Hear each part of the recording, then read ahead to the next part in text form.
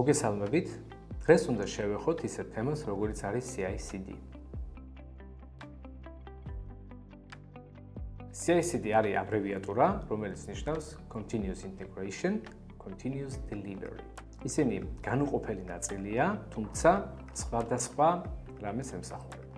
Continuous Integration-ი არის პროცესი, როდესაც რამოდენიმე დეველოპერის მიერ დაწერილი კოდი, გარკვეული ტესტების, გარკვეული პროცესების შემდგომ უერთდება, ანუ ხდება მერჯინგი თავარ ბრენჩთან, თავარ კოდთან. რატო არის ეს პროცესი აუცილებელი და რატო არის ესე პოპულარული თემა Continuous Integration-ი დეველოპერებს შორის? იმიტომ რომ პროცესი, როდესაც დეველოპერები იწყებენ კოდის წერას, დაუშვათ, როცა ერთი დეველოპერი წერს ან ორი დეველოპერი, შეიძლება ძალიან მარტივად ჩანდეს ეს პროცესი, მათი კოდის მერჯინგი, შეერთება მარტივად ჩანს, მაგრამ როდესაც უკვე აპლიკაცია ხდება კომპლექსური და მასზე იწყებს რამოდენიმე დეველოპერი და უკვე გუნდები ერთვებიან საქმეში, საჭირო ხდება რაღაცნაირად დაალაგდეს ეს პროცესი. ზუსტად ამისთვის არის Continuous Integration. როდესაც დაუშვათ დეველოპერი A წერს კოდს და დეველოპერი B წერს კოდს იგივე აპლიკაციაზე, ანუ ისინი მუშაობენ ერთ საერთო აპლიკაციაზე,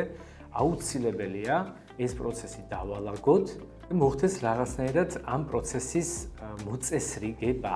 Continuous Delivery არის პროცესი, როდესაც უკვე Continuous Integration-ის პროცესის გავლის შემდგომ, ასე ვთქვათ, ხდება ამ კოდის რაღაც გარემოში მიწოდება, ვთქვათ, ეს იქნება development გარემო თუ ეს იქნება production გარემო. Production გარემო უკვე თვითონ სიტყვა გვეუბნება, რომ ეს პირდაპირ მოხმარებელთან მიდის ეს, ანუ ჩვენს კლიენტთან მიდის ეს კოდი, ხო? ეს პროცესიც არის ძალიან აუცილებელი. მე ვიტყოდი, რომ ყველაზე საუკეთესო პრაქტიკა არის, როდესაც რა თქმა უნდა CD თავის თავში CI-საც მოიცავს, ანუ ჯერ გადის CI-ის პროცესთან, მერე უკვე CD-ს და ხდება ამ კოდის deployment-ი რაღაც გარემოზე. არ აქვს მნიშვნელობა, იქნება development-ის, staging-ის, ზოგი ეძახის, ზოგს აქვს development-ის, ზოგს აქვს staging-ის, ზოგს ორივე აქვს და ნუ რა თქმა უნდა, ყველას საერთო ეს არის production-ი, ხო? CD ეს პროცესი უკვე არის ყველაზე მთავარი რგოლი, ასე ვთქვათ, დამაგვირგვინებელი რგოლი, როდესაც ეს ჩვენი მთელი ნაშრომი, ეს კოდი ხდება მომხმარებელთან და ხდება მისი production-ზე გაშვება. გავიაზროთ მომენტი, როდესაც დეველოპერი A სიტყვაზე წერს რაღაც კოდს, დეველოპერი B წერს ამ კოდს, ხო? ჩვენ ვიცით, რომ ის, ასე ვთქვათ, ნაგლეჯი იმ კოდის, რაც დეველოპერი A-ს და B-ს კომპიუტერშია, არის მთავარი აპლიკაციიდან წამოღებული. მთავარი აპლიკაცია არის უკვე გატესტილი, უკვე ძალიან კარგად მუშაობს, ხარვეზები არ გვაქვს, მაგრამ როდესაც ეს ორი დეველოპერი რაღაცა ცვლილებებს აკეთებს, არის იმისი დიდი ალბათობა, რომ რაღაცა შეცდომა, ადამიანური შეცდომა დაუშვათ, ხო? რაღაცა შეეშალოთ, ცვლილების გამო გამოიწვიონ სხვა ფუნქციონალის გაფუჭება და ასე შემდეგ. აი ამ ყველაფერს რო ავერიდოთ, ამისთვის რა ხდება?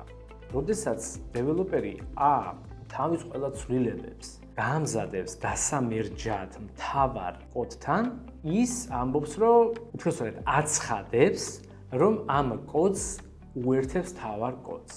ეს პროცესი პროგრამირებაში ცნობილია როგორც pull request-ი, ანუ რაღაცის მიერთების მოთხოვნა. ზუსტად აი ამ დროს წინასწარ გაწერილი სკრიპტების საშუალებით იწყება მიერთებამდე ამ კოდის გატესტვა. ამას ვეძახით ავტომატიზირებული ტესტები. ანუ შემდეგ თემაზე გადავდივართ ავტომატიზირებული ტესტები. ხო, რა არის ავტომატიზირებული ტესტები, ხო?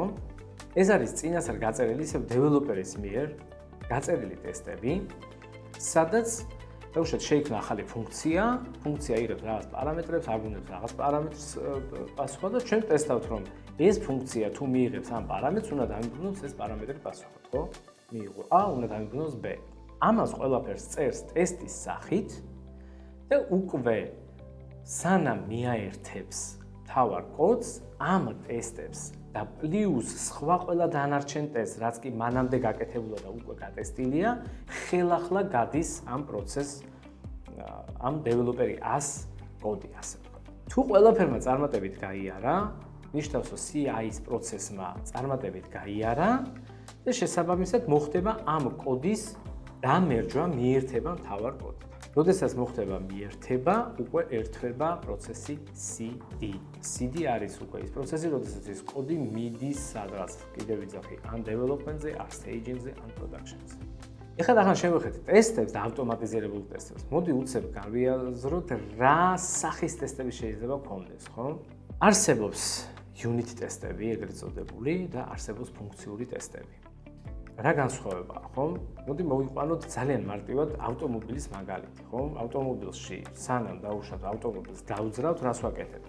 სიტყვაზე გვაქვს პულტი, რომლითაც ვაღებთ ავტომობილს, მერე ვაღებთ კარებს, მერე ვჯდებით, ქოქავთ მანქანას, არ აქვს მნიშვნელობას, გასაღებით იქნება თუ ღილაკით და ვაჭერთ პედალს. ფეხს და მანქანა იძვრება, ხო? აი ეს ყველა მონაკვეთი რაც ჩამოვთვალე.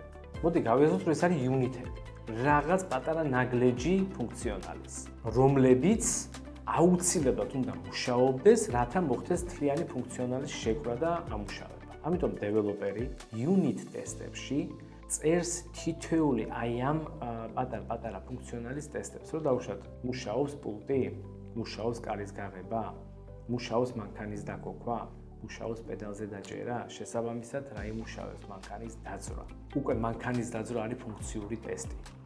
ანუ ჩვენ ვამოწმებთ ამ ცალ-ცალკე unit-ებს და შესაბამისად უკვე ვამოწმებთ ავტომობილი დაიძრა თუ არა. არსებობს კიდევ სხვა სახის ტესტი, რომელსაც ვეძახით UI-ის ტესტები, ანუ უკვე user interface-ის გატესტვა. ხა რა შემთხვევაში შეიძლება დაგჭირდეს ეს, ხო? მოდი ისევ ავტომობილის მაგალითს გავყვეთ.